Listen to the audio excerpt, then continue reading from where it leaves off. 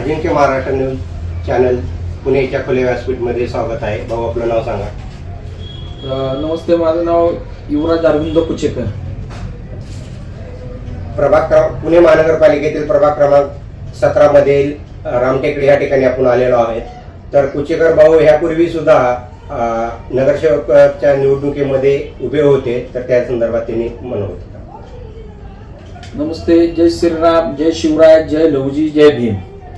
2017 साली मी ज्यावेळेस उभा राहिलो होतो, भाजपला उमेदवारी मागितली होती.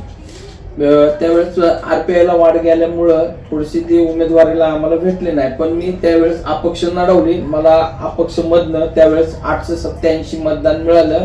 लोकांनी भरभरून मला प्रेम दिलं. ते चांगलं म्हणजे चांगलं योगदान आहे आपल्याला. ते कामाची पावती आहे माझ्या, जी दिलं मला समाजाने, ती कामाची पावती म्हणून मला मिळालं होतं.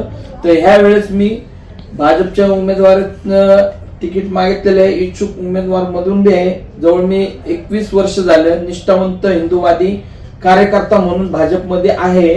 आणि आता सध्याला मी हडपसर विधानसभेचा अध्यक्ष आहे. जवळ 7 वर्ष झाले ते सांभाळतोय. आणि पुणे शहरमध्ये उपाध्यक्ष म्हणून झोपडपट्टी आघाडीवर काम करतोय. आणि इथं हडपसर झोपडपट्टी अध्यक्ष ह्याच्यावर काम करतोय. योगेश अण्णा टिळेकर यांच्या मार्गदर्शनाखाली धीरज भाऊ घाटे, विशाल दादा पवार आणि आमचे सभागृह नेते गणेश बिडकर म्हणजे आहे. चांगलं पक्षामध्ये आपलं काम आहे. त्यांच्या मार्गदर्शनाखाली चांगलं काम चालू आहे आपलं. आपण इच्छुक उमेदवार म्हणून भारतीय जनता पार्टीकडून इच्छुक आहात, तर पक्षाने जर संधी दिली तर आपलं काय पुढं नियोजन असेल? मी पक्षाने जर मला संधी दिली तर मी त्या संधीचं सोनं करून दाखवेन.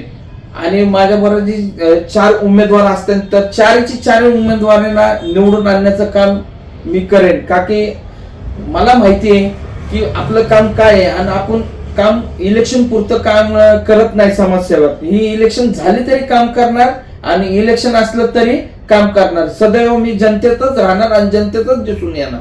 त्याचबरोबर आपल्याला जनसेवक म्हणून व्हायला आवडेल की नगरसेवक म्हणून व्हायला आवडेल? जनसेवक म्हणून मला आवडेल. का की मला जनतेची सेवा करण्यात खूप आनंद भेटतो. जर आनंद नाही झाला तर काय उपयोग नाही येते. नगरसेवक ही केवळ लोकांना एक आस असते.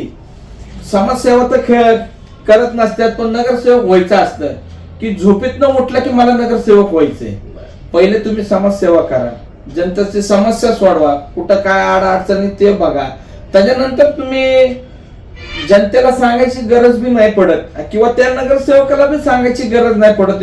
इच्छुकांना बोलतोय मी की बाबा मला नगरसेवक व्हायचं. पहिले तुम्ही जनतेची समस्या जाणा, त्याच्यानंतर समाजसेवा करा. काय अडचण आहे ते बघा. मग त्याच्यानंतर तुम्ही खुशाल नगरसेवक आपाप होतो तो माणूस. बरोबर आहे भाऊ, आपलं मनोगत चांगल्या पद्धतीने आपण मुलाखत दिलेली आहे. अजिंक्य महाराष्ट्र न्यूज पुणे प्रतिनिधी कांताभाऊ राठोड.